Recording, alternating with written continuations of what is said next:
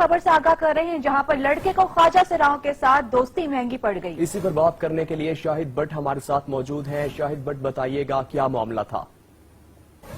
एक नौजवान को ख्वाजा सिराह शदतकारे मुक्के मारे हैं, टांगे मारे और मेज भी उठा के मारा है। ये वाकया सैराटोन के इलाके में पेश आया है। ये तो लड़का एहसन है, इसका एक ख्वाजा सिराह के साथ दोस्ती थी, तो वो जब दूसरे ख्वाजा सिराह को मिलने गया तो जो इसके साथ दोस्ती थी वो अपने साथ दूसरे साथियों को साथ लेके गया है।